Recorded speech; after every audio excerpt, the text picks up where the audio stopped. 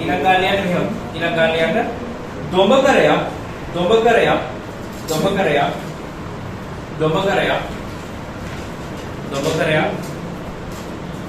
දොඹකරයක් මගින් දොඹකරයක් මගින් දොඹකරයක් මගින් දොඹකරයක් මගින් දොඹකරයක් මගින් වරකට සිමෙන්ති කොට්ට 30ක් දොඹකරයක් මගින් වරකට සිමෙන්ති කොට්ට 30ක් දොඹකරයක් මගින් වරකට සිමෙන්ති කොට්ට 30ක් දොඹකරයක් මගින් වරකට සිමෙන්ති කොට්ට 30ක් නියත වේගයකින් සිරස් ලෙස දොඹකරයක් මගින් වරකට සිමෙන්ති කොට්ට 30ක් නියත වේගයකින් සිරස් ලෙස නියත වේගයකින් සිරස් ලෙස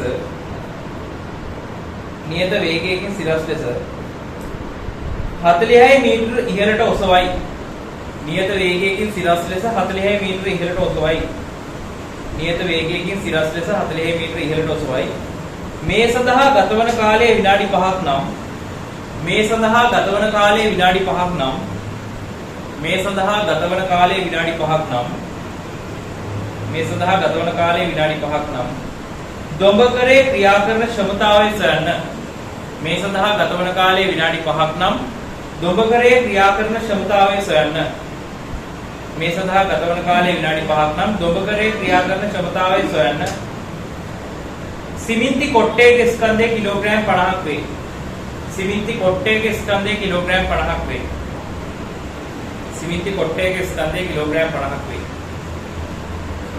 හරි හදන්න බලන්න සිමෙන්ති කොට්ටේක ස්කන්ධය කිලෝග්‍රෑම් 50ක් වේ කාටට ලියා ගන්න බැරුව නම් මම ගානයි මුලින්ම කියවන්නම් දොඹකරයක් මගින් වරකට සිමෙන්ති කොට්ට 30ක් නියත වේගයෙන් සිරස් ලෙස 46 මීටර ඉහළට ඔසවයි මේ සඳහා ගතවන කාලය විනාඩි 5ක් නම් දොඹකරේ ක්‍රියා කරන ක්ෂමතාවය සොයන්න සිමෙන්ති කොට්ටේක ස්කන්ධය කිලෝග්‍රෑම් 50ක් වේ සිමෙන්ති කොට්ටේක ස්කන්ධය කිලෝග්‍රෑම් 50ක් වේ හරි හදන්න බලන්න හරි ගාන විස්තර කරන්න පටන් ගන්නම් දොඹකරයක් මගින් වරකට සිමෙන්ති කොට්ට 30ක් නියත වේගයෙන් සිරස් ලෙස 46 මීටර ඉහළට ඔසවයි මේ සඳහා ගතවන කාලය විනාඩි 5ක් වූ දොඹකරේ ක්‍රියා කරන ක්ෂමතාව හොයන්නලු දොඹකරේ ක්‍රියා කරන ක්ෂමතාව හොයන්නලු සිමෙන්ති කොට්ටයක ස්කන්ධේ 50 කිලෝග්‍රෑම් කොට්ට කීයක් උස්සනවද එකවර කොට්ට 30ක් නේ කොට්ට 30ක් උස්සනවා හරි ඔන්න දැන් සිමෙන්ති කොට්ට 30ක පෙට්ටියක් කියමු සිමෙන්ති කොට්ට 30ක පෙට්ටියක්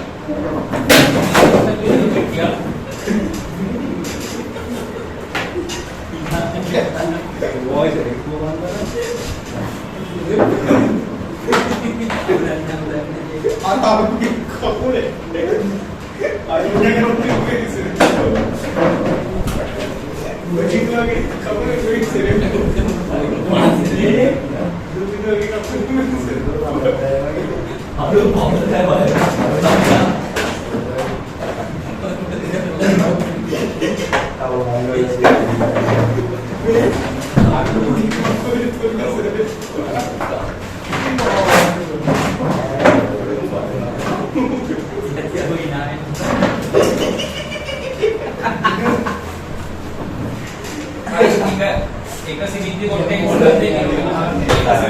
ස්කන්ධේ කිලෝග්‍රෑම් 50 ඒ වගේ සිමෙන්ති කොට්ට තියෙනවා එතකොට මුළු ස්කන්ධේ කීයද මුළු ස්කන්ධේ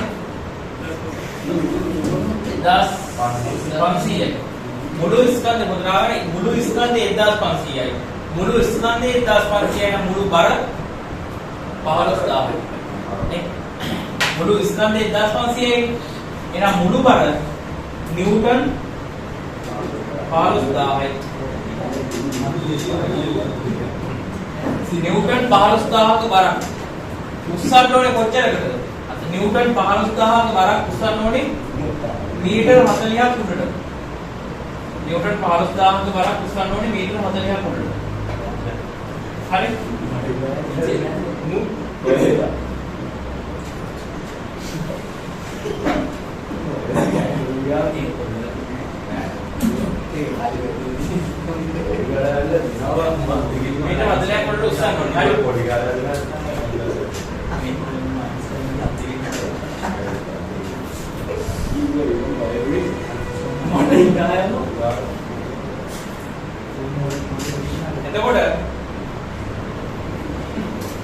මෙච්චර කුඩු උස්සන්න ඕනේ. හරි.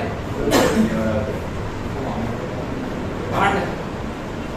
මේක මෙච්චර කුඩු උස්සන්න කොච්චර බලයක් මේක උඩට උස්සන්න කොච්චර බලයක් දෙන්න ඕනද?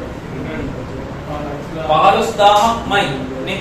අපි දන්නවනේ තියරි 15000ක නිව්ටන් 15000ක් බර තියෙන එකක් උඩට උස්සන්න නම් නිව්ටන් 15000ක් උඩට දෙන්න ඕනේ.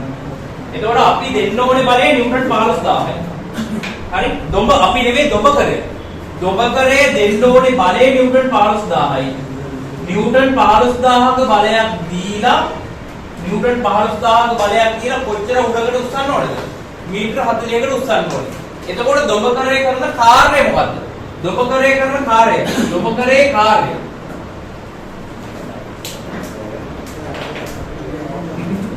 දොඹ කරේ අහගන්න මේක වැදගත් ගානක්. දොඹ කරේ කාර්යය.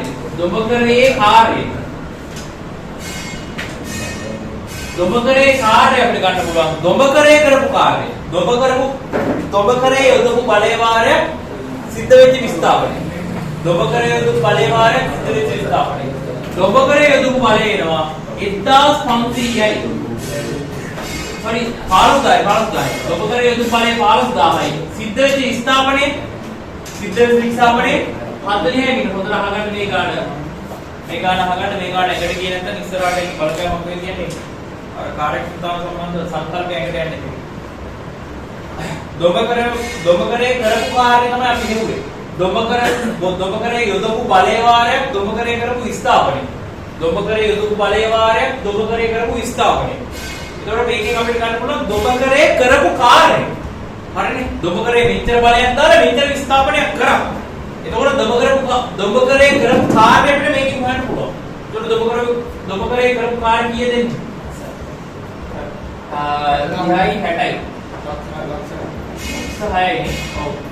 එනවා 15ක් අතර 60යි. බිඳු වෙන්න ඕනේ 1යි 2යි 3යි 4යි. ලක්ෂයයි.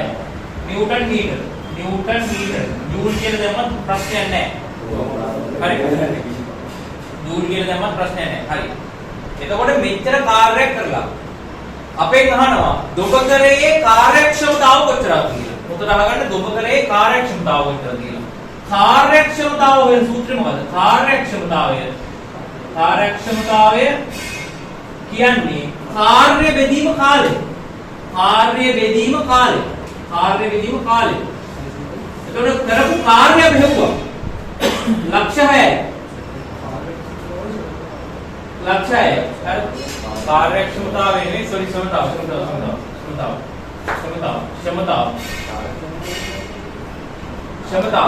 ක්ෂමතාවය කියන්නේ කාර්ය විදීම කාලය. ඒ කියන්නේ තප්පරයකට කරන කාර්යය. ක්ෂමතාවය කියන්නේ කාර්ය විදීම කාලය. ඒ කියන්නේ තප්පරයකට කරන කාර්යනේ. එතකොට කරපු කාර්යය නිව්ටන් මීටර ලක්ෂ 6යි. ඒ කියන්නේ ජූල් ලක්ෂ 6යි. නිව්ටන් මීටර ලක්ෂ 6යි ජූල් ලක්ෂ 6යි කියනකොට තවලක් නැහැ. ඒ සඳහා ගත වෙන කාලයෙන් බෙදන්න ඕනේ. ඒ සඳහා ගත වෙන කාලය කොච්චරද? විනාඩි 5ක් නේ. විනාඩි 5ක් කියන්නේ තප්පර 200ක් නන් නෙවෙයි. විනාඩියට තප්පර 60යි. තප්පර 60ේව 5ක්. 300ක් කියලා ගන්නවට වඩා මොකද හිම ගන්න එක. 60 වරක් 5 කියලා ගන්න එක ලේසියි. 60 වරක් 5 කියලා ගන්න එක ලේසියි. ඒතර 60ට 60ේව 1යි. මෙතන එනවා 60ේව කීයද?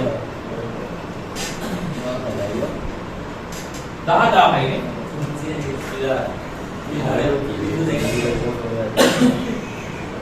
හරිනේ?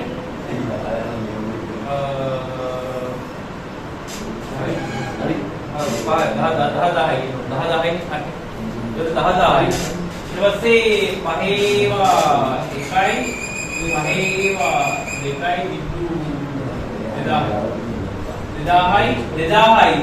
2000යි ජූල් මේ තප්පර වලට ගියාම තප්පරයට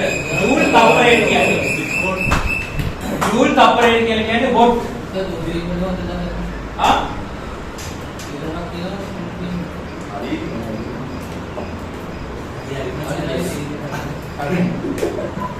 2000යි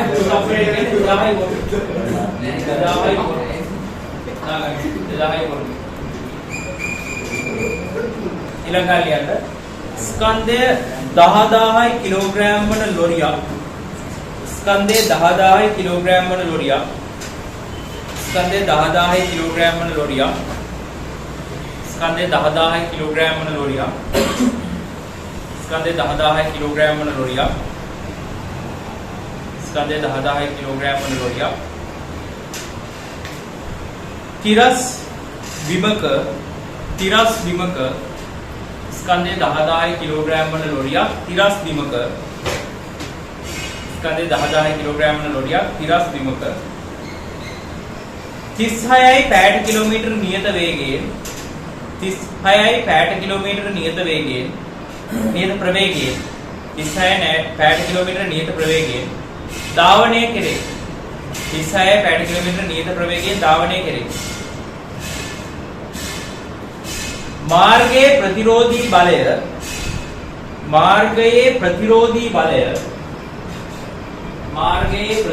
බලය 0.1 නිව්ටන් කිලෝග්‍රෑමයට නම් මාර්ගයේ ප්‍රතිරෝධී බලය 0.1 නිව්ටන් කිලෝග්‍රෑමයට නම් 0.1 නිව්ටන් කිලෝග්‍රෑමයට නම් මාර්ගයේ ප්‍රතිරෝධී බලය 0.1 නිව්ටන් කිලෝග්‍රෑමයට නම් ලොරියේ ක්ෂමතාවය ගණනය කරන්න ලොරියේ ක්ෂමතාවය ගණනය කරන්න ලොරියේ ක්ෂමතාවය ගණනය කරන්න ලොරියේ ක්ෂමතාවය ගණනය කරන්න ලොරියේ ක්ෂමතාවය ගණනය කරන්න ඊට යන්න මෙම ලොරිය 50ට එක ආනතියක් ඇති කන්දක මෙම ලොරිය 50ට එක ආනතියක් ඇති කන්දක මෙම ලොරිය 50ට එක ආනතියක් ඇති කන්දක මෙම ලොරිය 50ට එක ආනතියක් ඇති කන්දක මෙම ලොරිය 50ට එක ආනතියක් ඇති කන්දක මෙම ලොරිය 50ට එක ආනතියක් ඇති කන්දක ඉහළට ගමන් කළ හැකි උපරිම නියත ප්‍රවේගය සොයන්න මෙම ලොරිය 50ට එක ආනතියක් ඇති කන්දක ඉහළට ගමන් කළ හැකි උපරිම නියත ප්‍රවේගය සොයන්න උපරිම නියත ප්‍රවේගය සොයන්න මාර්ගයේ ප්‍රතිරෝධී බලය පළමු අගයමයි සලකන්න මාර්ගයේ ප්‍රතිරෝධී බලය පළමු අගයමයි සලකන්න මාර්ගයේ ප්‍රතිරෝධී බලය පළමු අගයමයි සලකන්න මාර්ගයේ ප්‍රතිරෝධී බලය පළමු අගයමයි සලකන්න මාර්ගයේ ප්‍රතිරෝධී බලය පළමු අගයමයි සලකන්න හරි මම ගානයි මෙතන කියනවා ස්කන්ධය 10000 කිලෝග්‍රෑම් වන ලොරියක් ස්කන්ධය 10000 කිලෝග්‍රෑම් වන ලොරියක් තිරස් බිමක 36 පැයට කිලෝමීටර නියත ප්‍රවේගයකින් ධාවනය කෙරේ. මාර්ගයේ ප්‍රතිරෝධී බලය 0.1 නිව්ටන් කිලෝග්‍රෑමයට 0.1 නිව්ටන් කිලෝග්‍රෑමයට නම් ලොරියේ ක්ෂමතාවය ගණනය කරන්න. ලොරිය 50ට එක ආනතියක් ඇති කන්දක ඉහළට ගමන් කරන ලොරිය 50ට එක ආනතියක් ඇති කන්දක ඉහළට ගමන් කළ හැකි උපරිම නියත ප්‍රවේගයද සොයන්න. මාර්ගයේ ප්‍රතිරෝධී බලය පළමු අගයමයි සලකන්න. 50ට එක ආනතියක තියෙන කන්දක යනවා කියන එකේ තේරුම තමයි 50ක් උඩට යනකොට මෙහෙම 50ක් උඩට යනකොට එකක් උඩට නගිනවා කියන්නේ. ඒ 50ක් ඉස්සරහට යනකොට එකක් උඩට නගිනවා කියන්නේ. 50ට එක ආනතියක තියෙන කන්දක් කියන්නේ 50ක් මේ කන්ද දිගේ උඩට යනකොට එකක් 50ක් මෙහෙම ඉස්සරහට යනකොට එකක් උඩට නගිනවා කියන්නේ. ඒ මීටර එකක් නෑ අනුපාතය මේ 50 කුලයක් යනකොට ඒ වගේ ඉක්ුණයක් උඩට යනවා. मीटर का है अनुपात है ये हट हट ट्राई कर अनुपात ये नहीं मीटर में देखो ये मीटर माना है अनुपात की मीटर වලින් දැනෙන්නේ මේක ඔයාගේ උස වගේ මෙයාගේ උස දෙගුණයක්. එතකොට ඔයාගේ උස එක ගුණයක් නම් මෙයාගේ උස දෙගුණයක්. එකකින් කියවෙන්නේ ඔයා මීටරේ මෙයා මීටර දෙකයි කියලා. अनुपात ඒ වගේ. गाना मदद पढ़ा करना तक खुद गाना गाना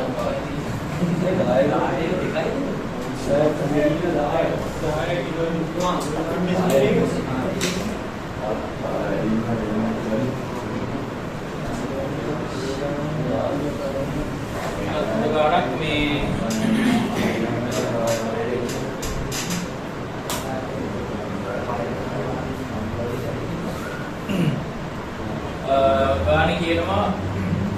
ගාන කියනවා ලොරියක් තියෙනවලු ලොරිය තිරස් මාර්ගය යනවලු. පළවෙනි යන කියන්නේ තිරස් මාර්ගය කියන කතාව. ලොරිය තිරස් මාර්ගය යනවලු යන ප්‍රවේගය යාලා අපිට දෙනවා පැයට කිලෝමීටර් 36යි කියලා. ගානට ආදේශ කරන්න නම් බෑ පැයට කිලෝමීටර වලින්. මේක සම්පූර්ණ මීටර කරගන්න ඕනේ අනිවාර්යෙන්ම. 36යි පැයට කිලෝමීටර කියලා දෙනවා. පැයට කිලෝමීටර 36කින් තමයි යනවා කියන්නේ. හැබැයි ඝර්ෂණ බලය ප්‍රතිරෝධී බලය තියෙනවලු කිලෝග්‍රෑමයට නිව්ටන් දශම එකක්. ඒ කියන්නේ 1 කිලෝග්‍රෑම් එකක් මත නිව්ටන් දශම එකක් තියෙනවලු. මෙයාගේ ස්කන්ධය කියන්නේ කිලෝග්‍රෑම් 10000යිනේ. කිලෝග්‍රෑම් 10000යි. එතකොට කිලෝග්‍රෑම් එකක වස්තුවක් මේක උඩ ගමන් කරොත් දශම එකක නිව්ටන් දශම එකක ප්‍රතිරෝධී බලයක් එනවා. කිලෝග්‍රෑම් 10000ක් තියෙන එකක් කියොත් කිලෝග්‍රෑම් 1ට දශම එකයි නම් කිලෝග්‍රෑම් 10000ට නිව්ටන් 1000ක් එනෝනේ. ප්‍රතිරෝධී බලය හොයන්නේ. දැන් ප්‍රතිරෝධී බලය හොයාගෙන ඉන්න ඉස්සෙල්ලා හරි ප්‍රතිරෝධී බලය P වලට හොයමු. ප්‍රතිරෝධී බලය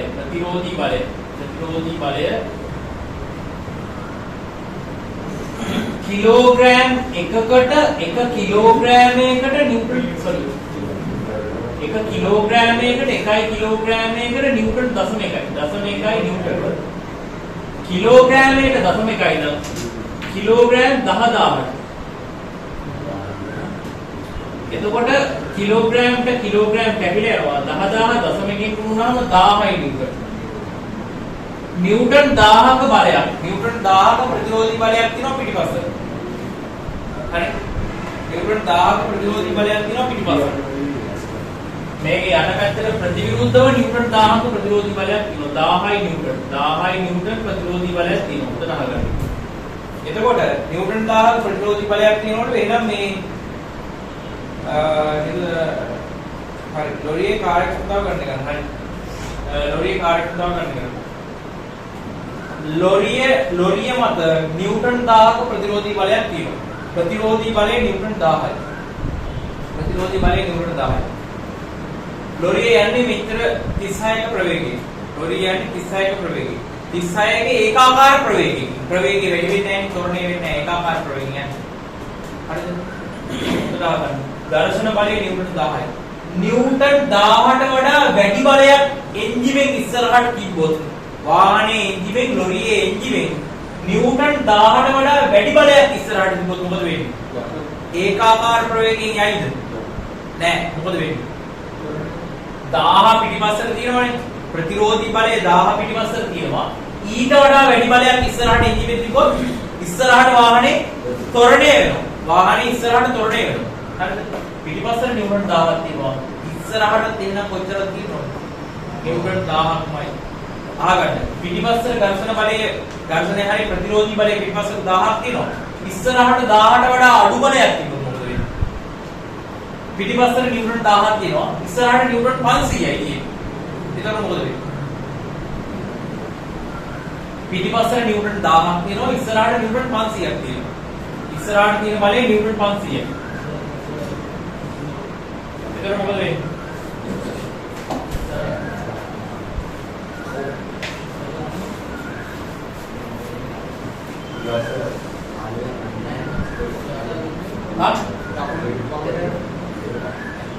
එතකොට මොකද වෙන්නේ? ඉස්සරහට නිව්ටන් 500ක් තිබිලා පස්සට නිව්ටන් 1000ක් තිබුණොත් මොකද වෙන්නේ? පස්සට යනවා. ඇයි ඉස්සරහට 500යි පස්සට 1000යි. එතකොට පස්සට යනවා. මේක පස්සට යන කතාවක් කියන්නේ නැහැ. මේක කියන්නේ ඒකාකාර ප්‍රවේගයෙන් යනවා කියලා. ඒකාකාර ප්‍රවේගයෙන් යන්න නම් පිටිපස්සට තියෙන බලයට සමාන බලයක් ඉස්සරහට තියෙනවා. ඒතකොට එන්ජිමෙන් දෙන බලයක් නිව්ටන් 1000ක්ම වෙන්න ඕනේ. එන්ජිමෙන් දෙන බලයක් නිව්ටන් 1000ක්ම වෙන්න ඕනේ. රයිට්? එන්ජිමෙන් දෙන බලයක් නිව්ටන් 1000ක්ම වෙන්න ඕනේ. හරි. ඔන්න එන්ජිමෙන් දෙන බලය නිව්ටන් 1000යි. එන්ජිමෙන් දෙන බලය නිව්ටන් 1000යි. රයිට්. අපෙන් අහනවා කාර්යක්ෂමතාව මොකක්ද කියලා. කාර්යක්ෂමතාව කොච්චරද කියලා අහනවා. මෙන්න මෙහෙමයි. ඇත්ත කතාව නම් ඕකේ දඟලන්න කිසිම දෙයක් නැහැ. කාලයක් දීලා නැහැ. කාර්යක්ෂමතාව කියන්නේ මොකද්ද? ක්ෂමතාව සමාවෙන්න කාර්යක්ෂමතාව නෙවෙයි ක්ෂමතාව. ක්ෂමතාවනේ අහන්නේ. ක්ෂමතාව කියන්නේ මොකද්ද? ක්ෂමතාවය කියන්නේ තප්පරයක් තුල සිදු කරන කාර්යය. කාර්යය වෙදීම කාලය නේද උඩ? කාර්ය වෙදීම කාලය. තප්පරයක් සිදු කරන කාර්යය. ඒතර කාලය දීලා නැහැ මේ වෙලාවට. කාලය දීලා නැහැ. 36 කිලෝමීටර ගාන හදන්න බැරිද? පුළුවන්. කාර්ය කියන්නේ බලය වරක් විස්ථාපනය. කාර්ය කියන්නේ බලය වරක් විස්ථාපනය. ඒක බෙදන්න ඕනේ කාලය. ඒතකොට නෝ මෙතන විස්ථාපනයේ විදීම කාලය කියලා පදයක් නේ. විස්ථාපනයේ විදීම කාලය කියන්නේ ප්‍රවේගය. අපිට එතකොට ක්ෂමතාවට අපිට සමීකරණයක් ගන්න පුළුවන් බලය වාරයක් ප්‍රවේගය කියලා. ක්ෂමතාවට සමීකරණයක් ගන්න පුළුවන් බලය වාරයක් ප්‍රවේගය. ඒතර බලය අපි දන්නවා එන්ජිමෙන් දෙන බලය නිව්ටන් 1000යි. එන්ජිමෙන් දෙන බලය නිව්ටන් 1000යි. ප්‍රවේගය 36 කියලා ආදේශ කරන්න බෑ කිසිම විදිහකින්. ප්‍රවේගය 60 කිලෝමීටර් ගාන තප්පරයට මීටර කරගන්න ඕනේ. හරි 60 කිලෝමීටර් ගාන තප්පරයට මීටර කරගන්න කීයද? 10. මතකයි මේක අනිත් පැත්තට හරවන්න හැටි. 60 කිලෝමීටර් ගාන තප්පරයට මීටර වලට හරවන්න මොකෙන්ද දුරු කරන්න ඕනේ? පහ බෙදීම 18 නේ. ඔව් 60 කිලෝමීටර් ගාන තප්පරයට මීටර කරන්න පහ බෙදීම 18 දුරු කරන්න ඕනේ. ඒතකොට එනවා 10ක්. ඒතකොට එනවා 10යි නිව්ටන් 10යි නිව්ටන් වාරයක් ප්‍රවේගය 10යි ms රිලේක. ඒතකොට එනවා 10යි නිව්ටන් මීටර තප්පරයට නිව්ටන් මීටර තප්පරයට කියන්නේ ජූල් තප්පරයට කියන එක. ජූල් තප්පරයට කියන්නේ වොට් 1000යි. දෙවෙනි 10000යි. 10 ගුණනම් 10000යි. වොට් 10000යි. හදාගන්න වොට් 10000යි කියන එක ඕන ලියන්න පුළුවන් කිලෝවොට් 10යි කියන. 10 කිලෝ. වොට් 10000යි කියන එක 10 කිලෝවොට් කියන එක. හදාගන්න.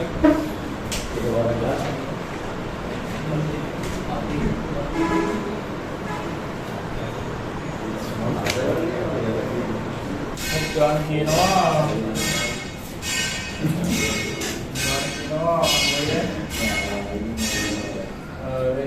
පොඩි ක්ෂමතාව ගන්න කරන්නේ.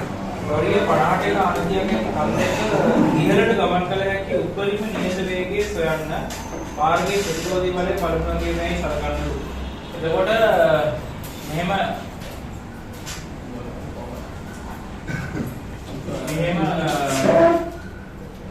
ආනත කන්දක ගහගන්න මේ ගාන ආනත කන්දක ඇල කන්දක තියෙනවා මේක. මේ ඇල කන්දේ ඇලේ ආනතිය මේ ඇල කන්දේ ආනත කන්දේ ආනතිය දෙනවා 50ට එකයිලු. 50ට එකයි කියන්නේ කන්ද දිගේ 50ක් යනකොට එකක් උඩ නගිනවා කියන්නේ. කන්ද දිගේ 50ක් යනකොට එකක් උඩ නගිනවා කියලා තමයි ඔය කියන්නේ. ඒ ඇත්තටම ඔය නොකිය කියන්නේ මොකක්ද දන්නවද? ඇත්තටම ඔය නොකිය කියන්නේ මේක චීටනම් 50ට එක ආනතියක් දිගේ යනවා කියන එකේ තේරුම තමයි 50ට එක ආනතියක් දිගේ යනවා කියන එකේ තේරුම තමයි කන්දේ කෝණය කන්ද තිරසත් එක්ක හදන කෝණය θ නම් sin θ වලගේ තමයි ඔය වක්‍රව දෙන්නේ. sin θ කියන්නේ සම්මුඛපාදයේ බෙදීම කර්ණය. එක බෙදීම 50. මොනම sin θ තමයි ඔය ඇත්තට දෙන්නේ. sin θ දෙන්නේ.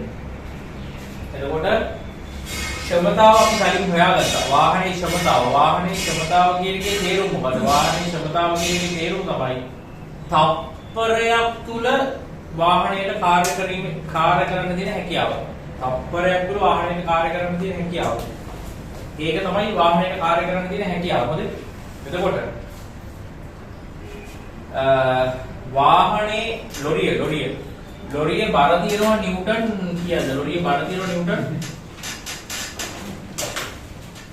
ලක්ෂයක් නේ. ඕ ලක්ෂයක්. නිව්ටන් ලක්ෂයක් කියනවා. ඊට පස්සේ ප්‍රතිරෝධී බලය කලින් අගයම කියලා ගන්නලු. ප්‍රතිරෝධී බලය කලින් අගයම කියලා ගන්න කියලා කියනවා ගන්න. හරි? ප්‍රතිරෝධී බලය කලින් අගයමයි. කලින් තිබ්බේ කීයද? කලින් තිබ්බේ 1000යි. කලින් තිබ්බේ 1000යි. ඔන්න 1000ක්ම දිරව පල්ලෙහාට. ප්‍රතිරෝධී බලය 1000යි. හරි? එන්ජිමෙන් දෙන බලය F කියමු. එන්ජිමෙන් උඩට යන්න දෙන බලය F. ඊට පස්සේ පැහැදිලිවම මේක ඒකාකාර ප්‍රවේගයෙන් යනවා. හේතුව මොකද්ද? ගානේ කියනවා මේකට යන්න පුළුවන් උපරිම ඒකාකාර ප්‍රවේගය තමයි ගානේ අහන්නේ. මෙයා උපරිම ප්‍රවේගයෙන් යනවා. මෙයාට යන්න පුළුවන් උපරිම ප්‍රවේගයෙන් යනවා. හරිද? මම ගාන සම්පූර්ණයෙන් විස්තර කරනවා. ගාන ටිකක් වෙලා යනකොට තේරෙනවා. හරි? මෙයාට යන්න පුළුවන් උපරිම ප්‍රවේගයෙන් තමයි මේ යන්නේ. ඒක v කියලා කියමුකෝ. මෙයාට යන්න පුළුවන් උපරිම ප්‍රවේගයෙන් තමයි මේ වෙලාවේ යන්නේ. එතකොට යන්නේ උඩට උපරිම ප්‍රවේගයෙන් යනවා. එතකොට මේකට මේ බරේ සංරචකයක් වෙනවනේ ආපස්සට උඩට යන්න try කරනවා. එන්ජිමෙන් යන්න හදන්නේ උඩට. ඊට ප්‍රතිවිරුද්ධ පැත්තට බරේ සංරචකයක් වෙනවා. මුළු බර වෙන්නේ නැහැ. බරේ සංරචකයක් වෙනවා. මොකක්ද නේ බරේ සංරචකය? බරේ සංරචකය තමයි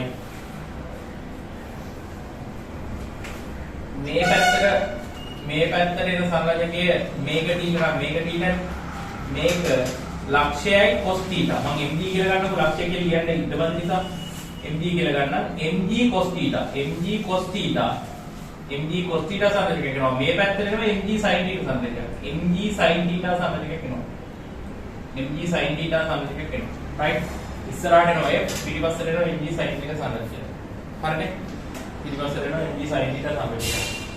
එතකොට මොකදා ගන්න? ඒකාකාර ප්‍රවේගයෙන් තමයි යන්නේ.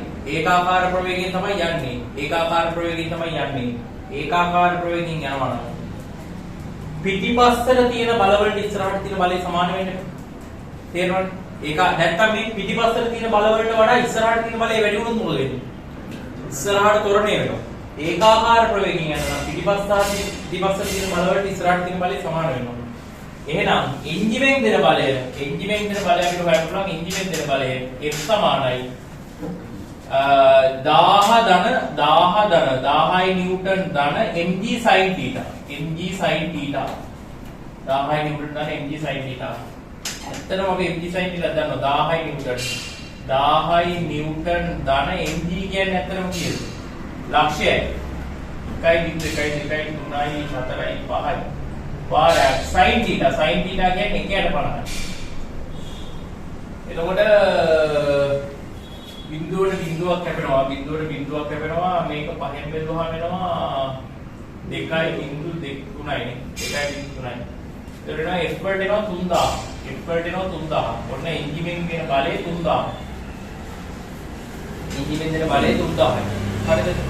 right එන්ජිමෙන් දෙන බලය 3000යි. මම දැන් මෙන්න මෙහෙම විස්තර කරන්නම්. අපි ඇත්තටම මේකේ ක්ෂමතාවය හෙව්වනේ. මේ වාහනේ ක්ෂමතාවය හෙව්වා. වාහනේ ක්ෂමතාවය කියන්නේ මොකද්ද? වාහනේ ක්ෂමතාවය කියන්නේ වාහනයට තප්පරයකදී කරන්න පුළුවන් කාර්යය. හරි? වාහනයට තප්පරයක් ඇතුළත කරන්න පුළුවන් කාර්ය ප්‍රමාණය තමයි ක්ෂමතාව කියලා කියන්නේ. එතකොට ක්ෂමතාව හොයන්නේ කොහොමද? ක්ෂමතාව P හරි පවර් එක P සමානයි තප්පරයක් තුල කරන කාර්යය. අපිට ගන්න පුළුවන් මෙහෙම.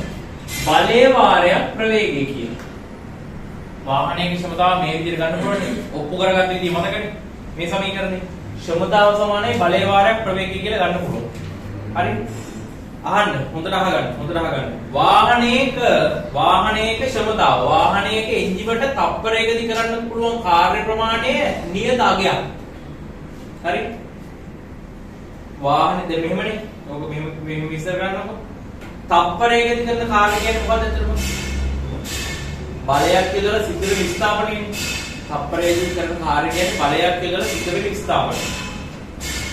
ඒතර විස්ථාපනයේ වැඩි කියන්නේ තප්පරයක් තුල සිදුවෙන විස්ථාපනයේ වැඩි කියන්නේ කාර්ය වැඩි කියන එකනේ.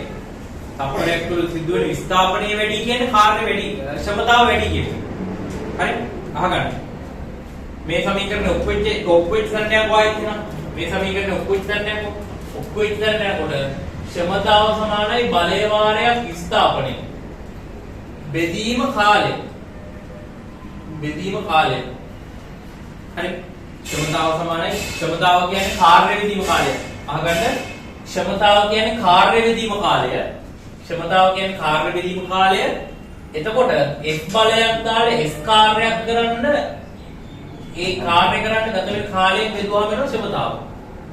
ඒ කියන්නේ තප්පරයකට කරන කාර්ය තමයි ක්ෂමතාව. හරි? තප්පරයක් තුල මීටර දෙකක් අල්ලු කරා කියන දන්නකො.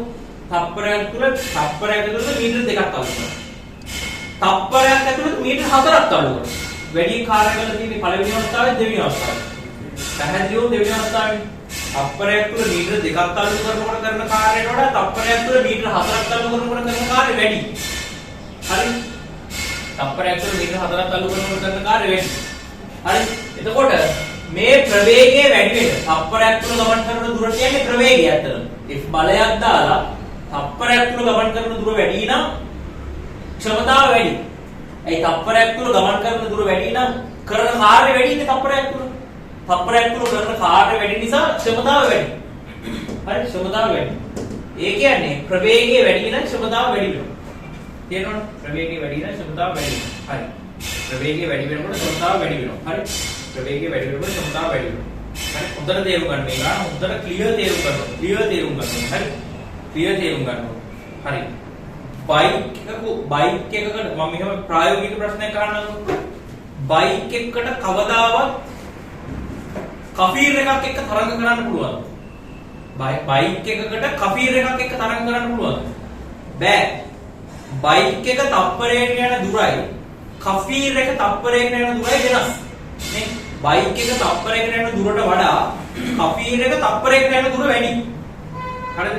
අපි හිතමු මෙහෙම කෆීර් එකක් අතට දීලා මොකෙක් හරි පයිලට් කෙනෙක්ට කෆීර් එකක් අතට දෙනවා. කෆීර් එකක් අතට දීලා උඹට පුළුවන් උඩරිම ප්‍රවේගයෙන් ඵලයන් කියලා කියනවා. තව එකෙක්ට බයික් එකක් දෙනවා. බයික් එකක් දීලා ඌට කියනවා උඹට පුළුවන් උඩරිම ප්‍රවේගයෙන් ඵලයන් කියලා. උන් දෙන්නම උඩරිම වේගෙන් යනවා. එතන යන්න පුළුවන් උඩරිම වේගෙන් යනවා. තැනිතලා පාර. තැනිතලා පාරක උන් දෙන්නට යන්න පුළුවන් උඩරිම වේගෙන් යනවා. හරි?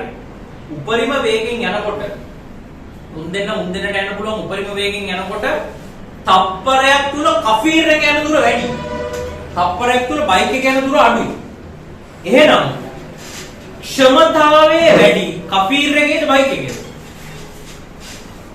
ක්ෂමතාවයේ වැඩි තප්පරයක් ඇතුළත කෆීර් එක යන දුර වැඩි. තප්පරයක් ඇතුළත බයික් එක යන දුර අඩුයි. එහෙනම් ක්ෂමතාවයේ වැඩි කෆීර් එකේද බයික් එකේද? කෆීර් එකේ ක්ෂමතාව වැඩි. කෆීර් එකේ ක්ෂමතාව වැඩි. හරි කෆීර් එකේ ක්ෂමතාව වැඩි. right. එතකොට කෆීර් එකේ ක්ෂමතාව වැඩි කියමු. ඒක හරියට තේරුම් ගන්නකො. හරියට තේරුම් ගන්න. හරි. දෙන බලය කොහොමද වැඩි ඉන්නේ කෆීර්? කෆීර් එකේ දෙන බලයත් වැඩි. ඒක වෙනම කතාවක්. බලේ ෂේප් එකේ බලේ පැත්තට දාමු. බලය පැත්තට දාමු. හරි.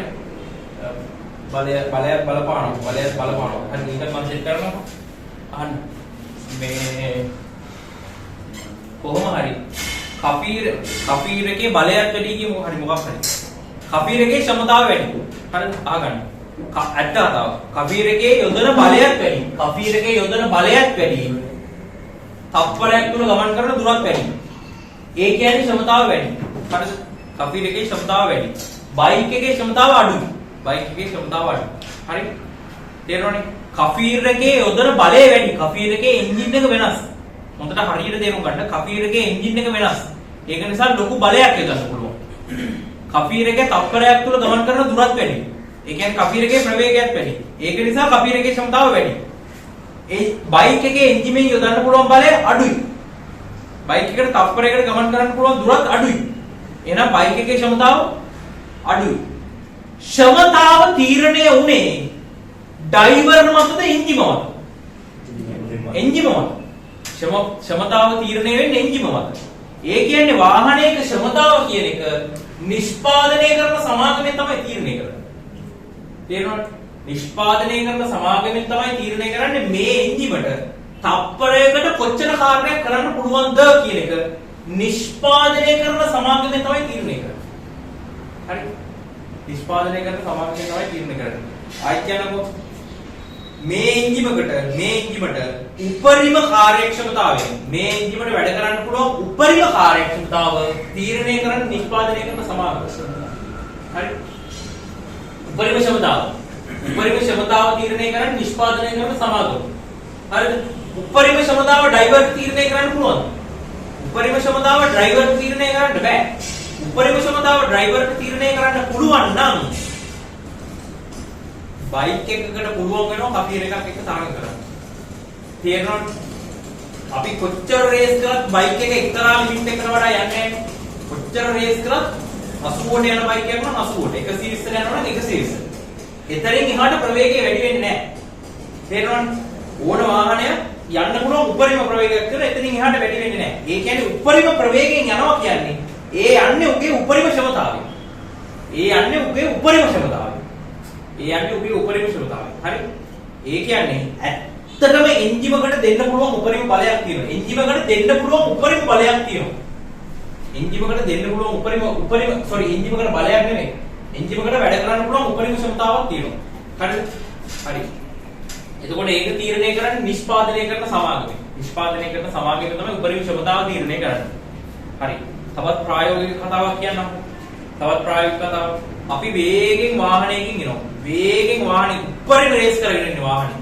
වාහනේ උඩරිම කවුරුත් නැති පට්ට නිදහස් ප්‍රදේශයක් කාන්තාරයක් වගේ තරම්. කවුරුත් නැහැ ඕන තරම් ස්පීඩ් කරලා එන්න පුළුවන්. අපි වාහනේ උඩරිම රේස් කරලා එනවා. තාර දාලා තියෙන ලස්සන තැනක් ඉන්න. තාර දාලා තියෙන්නේ වැලි නෙවෙයි. හරිද? අර තාර දාලා තියෙන්නේ අනිකර පිට්ටනියක්. නිකම් ප්ලේන් නවත්තන තැනක් හිතමුකෝ. එයාපෝට් එකක් වගේ තරම්.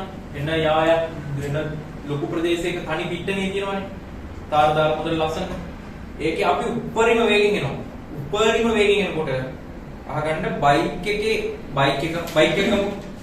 එකේ ප්‍රවේගයේ එන්නේ දැන් බයික් එක නතර හරියට තේරුම් කරන්න. බයික් එක නතර කරලා තියෙනකොට බයික් එක නතර කරලා තියෙනකොට බයික් එකට ප්‍රවේගයක් නැහැ. ඊට පස්සේ අපි රේස් කරනවා. රේස් කරනකොට එන්න ප්‍රවේගය මොකද වෙන්නේ? වැඩි වේගෙන ගිහිල්ලා එක තැනකදී ප්‍රවේගය තවදුරටත් වැඩි වෙන එක නතර වෙනවා. තේරෙනවනේ? ඕනම වාහනයක ප්‍රවේගය අනන්තය දක්වා ප්‍රවේගය වැඩි වෙන්නේ නැහැ. අපි රේස් කරා කියන්නේ එක තැනක් දක්වා ප්‍රවේගය වැඩි වෙන වෙන එක නතර වෙනවා. නතර වෙලා කොච්චර රේස් කරගෙන ඉඳලා ඒ ප්‍රවේගයෙන්ම යන්නේ. හරිද? දැන් මූ තැනිතලා පාරේ මුට යන්න පුළුවන් උපරිම ප්‍රවේගයෙන් යනවා කියනකො. දැන් බයික් එක තැනිතලා පාරේ මුට යන්න පුළුවන් උපරිම ප්‍රවේගයෙන් යනවා. බයික් එක තැනිතලා පාරේ මුට යන්න පුළුවන් උපරිම ප්‍රවේගයෙන් යනවා කියනකො. අන්න ඒ වගේ බයික් එකක් හරි මොකක් හරි ඕන වාහනයක්. අන්න ඒ වගේ අවස්ථාවක් තමයි ගානේ මුල් කොටසදී අපි හැදුවේ. ගානේ මුල් කොටසදී හැදුවේ ඒ වගේ අවස්ථාවක්.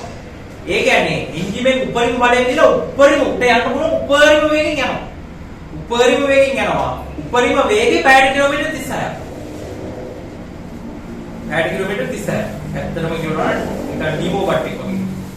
එතන උගේ උපරිම වේගය පැයට කිලෝමීටර් 36ක්. බට් එක වගේ ඉන්නේ. එතන උගේ උපරිම වේගයෙන් යනවා. හරිද?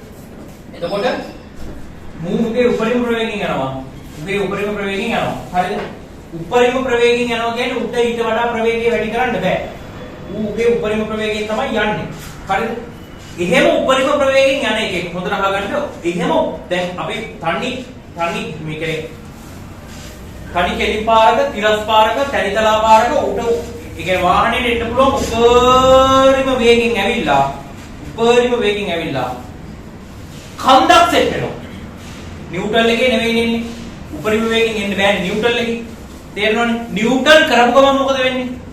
ස්ලෝ වෙන්න පටන් ගන්නවනේ. නිව්ටන් එකෙන් නෙවෙයි එන්නේ. අනිකර එන්ජින් එක රේස් කරගෙන එන්න පුළුවන් උපරිම වේගෙන් එනවා. එන්න පුළුවන් උපරිම වේගෙන් ඇවිල්ලා කන්දක් සෙට් වෙනවා. කන්දක් සෙට් වුණාට පස්සේ කන්ද දිගේ යනකොට හරිද? කන්ද දිගේ යනකොට අර තැනිතලා පාරේ ආපු වේගෙන්ම කන්ද දිගේ යන්න පුළුවන්. තැනිතලා පාර දිගේ ආපු වේගෙන්ම කන්ද දිගේ යනවද? නෑ. උපරිම රේස් කරගෙන ඉන්නේ අපි. අපි උපරිම රේස් කරගෙන ඉන්නේ. තැනිතලා පාර දිගේ ආපු වේගෙන්ම අපිට කන්ද දිගේ යන්න පුළුවන්ද? කිසිසේත්ම බෑ. තැනිතලා පාරේ යන්න පුළුවන් උපරිම වේගෙන් කන්ද දිගේ යන්න බෑ. හැබැයි කන්ද දිගේ යන්න පුළුවන් උපරිම වේගයක් තියෙනවා. ඒක හැබැයි තැනිතලා පාරේ යන වේගයට වඩා අඩුයි. තේරෙනවද? තැනිතලා පාරේ යන වේගයට වඩා අඩුයි. අපි කන්දට දාලා කන්දෙත් උපරිම රේස් කරගෙන යනවා. උපරිම රේස් කරගෙන යනකොට අර තැනිතලා පාරේ ආව වේගයට වඩා අඩුයි. හැබැයි ඒකෙත් යන්න පුළුවන් උපරිම වේගෙන් අපි කන්ද දිගේ යන්න පුළුවන්. තේරෙනවද? එතකොට කන්දක් වාහනයක් මෙහෙම ඇවිල්ලා කන්දකට දැම්මට පස්සේ ප්‍රවේගය මොකද වෙන්නේ? ප්‍රවේගය අඩු වෙනවා. හරිද? ඒක ප්‍රායෝගිකව අපිට තේරෙනවා. හරිද? එතකොට බලන්න මෙන්න මෙහෙමයි වෙන්නේ.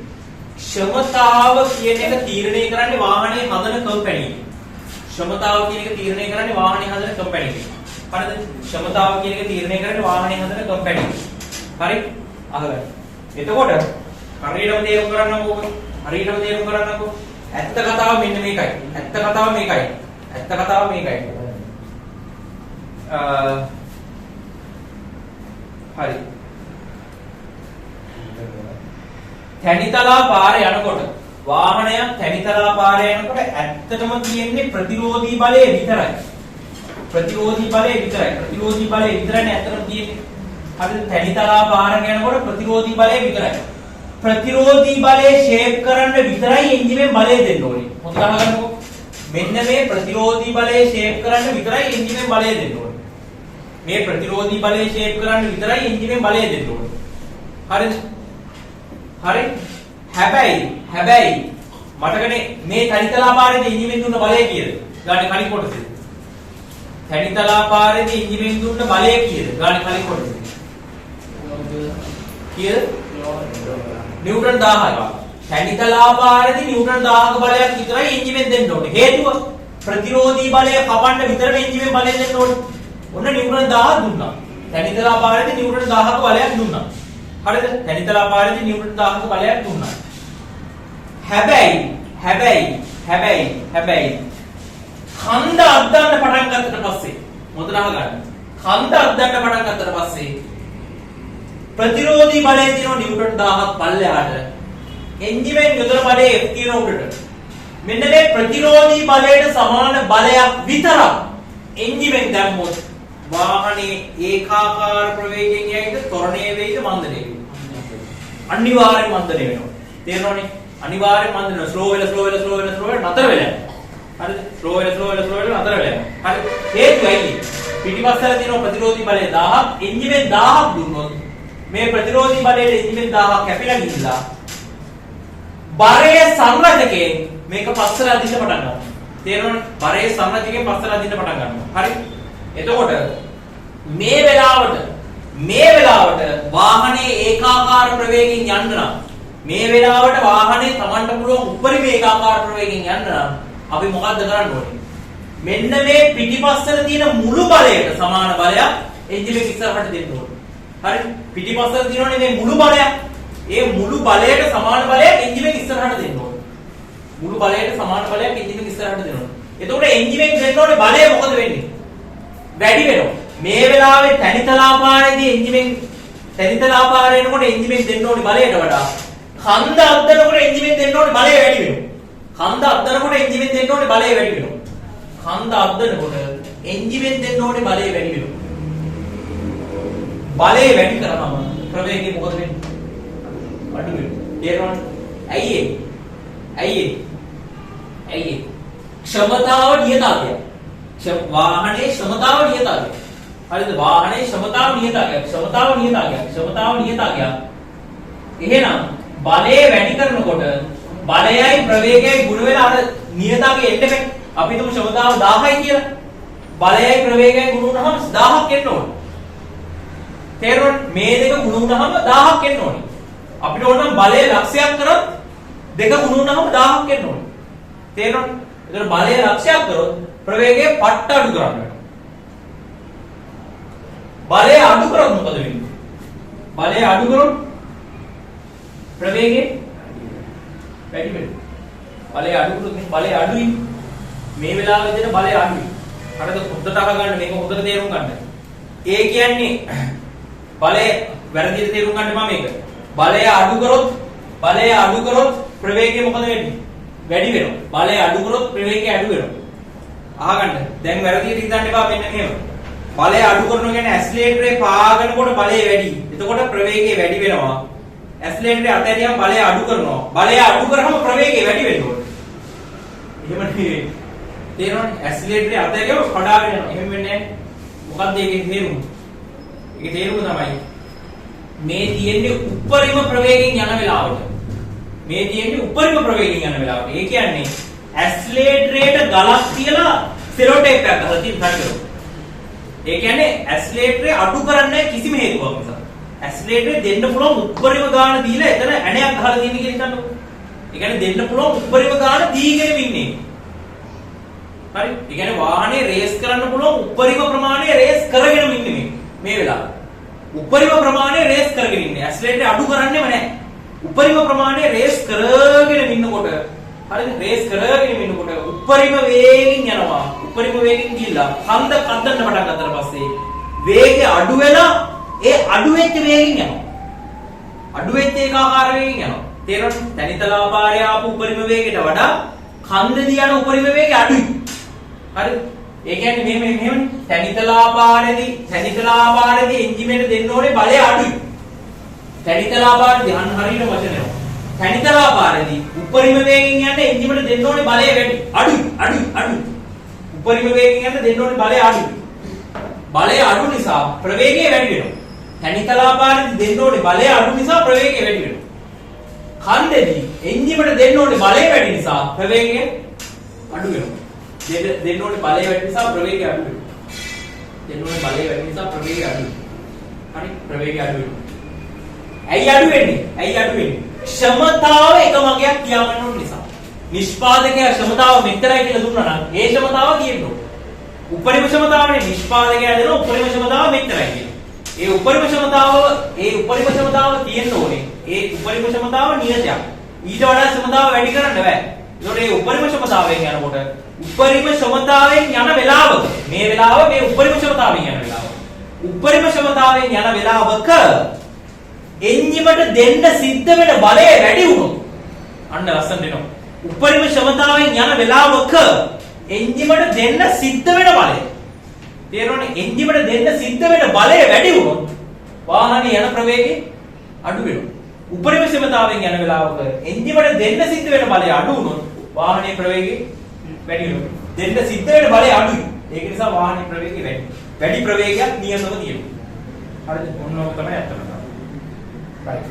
අපි වාහනේ උපරිම ක්ෂමතාව කලින් කොටසේදී හෙව්වා. හරිද? කලින් කොටසේදී වාහනේ උපරිම ක්ෂමතාව හෙව්වා. දැන් එන්ජිමට දෙන්න සිද්ධ වෙන බලය අපිට හොයාගන්න පුළුවන්. මෙතන පිටිපස්සට තියෙන බල වලට සමාන බලයක් එන්ජිමට දෙන්න සිද්ධ වෙන්නේ. එන්ජිමට දෙන්න සිද්ධ වෙන බලය හොයන්න පුළුවන්. අපෙන් අහන්නේ මොකද්ද? ඒ වෙලාවට යන ප්‍රවේගය. කන්දේදී යන ප්‍රවේගය. හරි? හදන්න පුළුවන්. try කරන්න.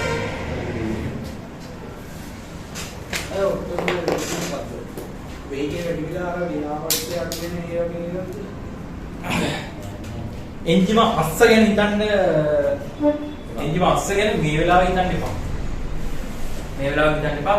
එන්ජිම අස්ස ගැන හිතන්න ප්‍රබල චලිතය එහෙම කරලා ඉවරනාට පස්සේ. හරි? දැනට එන්ජිම අස්ස ගැන හිතන්න එපා. දැනට මේ කියපු කතාව මම පිටින් තේරුණානේ. ඒකවල මේ දැන් පල්ලෙවැඩිය බලවල සමාන බලයක් උඩ දෙන්නවා නේද? ඔව්. හැම වෙලාවෙම එහෙමයි. ඔව්. මට දැන් ඔක තේරෙනවා. අහන්නකෝ. ඔක තේරෙනවා. දැන් ඔයාලට අර ඔටෝමොබයිල් වල වාහනයක් අස්සේ එන්ජිම අස්සේ පිස්ටන් කරගෙන එකත් එක්ක මේක සෙට් වෙන්නේ නැහැ. ඇත්තටම සෙට් වෙන්නේ නැහැ. හරිද? මම ඔක මෙන්න මෙහෙම විස්තර කරන්නම්. දැන් අපි ඉගෙන ගත්තේ මෙන්න මෙහෙමනේ. මෙන්න මෙහෙම දෙයක් ඉගෙන ගත්තා කියන්නේ මෙහෙම යම් කිසි තියරි එකක් ඉගෙන ගත්තා කියන්නකෝ. ඕක ඇත්තටම පිස්ටන් වලට බලපාන්නේ කොහොමද කියන එකට යනකම් ගැඹුරට යන්න පුළුවන්. අනිවාර්යෙන් යන්න පුළුවන්. හරි? පිස්ටන් වල අභ්‍යන්තර බලය ඒ කියන්නේ පිස්ටන් අභ්‍යන්තරයට කොච්චර බලයක් දෙන්න ඕනද අම්මන කොහොම ඇනලයිස් කරගෙන යන්න පුළුවන්. ඒක තමයි ටෙක්නොලොජිකල් එකකින් බලාපොරොත්තු වෙන්නේ ඇත්තටම. ඒක තමයි ටෙක්නොලොජිකල් එකකින් බලාපොරොත්තු වෙන්නේ. මේ මොකද්ද? මේක නිස්කලංකව ගෙදර ගිහිල්ලා භ්‍රමණ චලිතයක් කරාට පස්සේ ඔන්න ලියලා තියාගත්ත ප්‍රශ්නයක් නැහැ. භ්‍රමණ චලිතයක් කරාට පස්සේ E-Tech වල ඔටෝමොබයිල් ටිකක් කරාට පස්සේ අපේ භ්‍රමණ චලිතයක් කරාට පස්සේ එමීට සෙට් කරලා බලන්න නිදහසේ ගෙදර ඉන්න ගමන් කල්පනා කරලා බලන්න අර පිස්ටන් කේස් එක කොහොමද මේකට සෙට් වෙන්නේ? නිස්කලංකව අධ්‍යයනය කරලා බලන්න. මෙතනින් මෙච්චර බලයක් දෙනවා මෙච්චර ක්ෂමතාවක් එනවා නම් කොහොමද පිස්ටන් වලට සෙට් වෙන්නේ? තේරෙනවද? ඒකේ සම්බන්ධයක් තියෙනවා කියලා ඇඟට දැනෙනවනේ. ඒ ඇඟට දැනෙන සම්බන්ධය නිස්කලංකව අධ්‍යයනය කරා නම් අවබෝධ වෙයි කියලා තේරෙනවනේ. හරි? ඒක නිදහසේ අධ්‍යයනය කරන්න. බුදුහාමුදුරුවෝ ගිහිල්ලා අර කැලේට ගිහිල්ලා අවුරුදු ගාන භාවනා කරා වගේ සීන් එකක් කියන්නේ. ඒක නිස්කලංකව අධ්‍යයනය කර ඉන්නකොට දවස් කාලෙ මීටරවල. ඊයන්ට දාර පිස්ටන් එහෙම මේ තාරණය වෙලා කරන කාර්යයේ තියෙන ශක්තිය තමයි. ඒක කාර්ය කියන්නේ නෙමෙයි. ඒක අධ්‍යයනය කරන්න අවශ්‍ය සම්පූර්ණ දැනුම අපිට නැහැ මේ වෙලාවේ. මොකද පිස්ටන් කැරකෙනවනේ. ක්‍රෑන්ක් ෂාෆ්ට් එක කැරකෙනවා. කැරකෙනවා කියන උතන භ්‍රමණ චාලක ශක්තියක් තියෙනවා. ඒක අංග සම්පූර්ණ විස්තර කරන්න අවශ්‍ය දැනුම තාම නැහැ. මොකද භ්‍රමණ චලිතය කළේ නැති නිසා. අනිත් එක තමයි මේ දෙක අතර සම්බන්ධ විස්තර කරන එක සිලබස් එකට අදාළ නැහැ. මේ දෙක අතර සම්බන්ධ විස්තර කරන එක සිලබස් එකට අදාළ නැහැ. ඒකට ටයිම් එකක් මෙතන මේස් කරන එක අපරාධයක්. මේ වෙලාවේ. ඒක නිසා ඔයාලා ගෙදරදී ඒක නිෂ්කලංකව අධ්‍යයනය කරන්න. මේ දෙක අතර සම්බන්ධයක් තියෙනවා.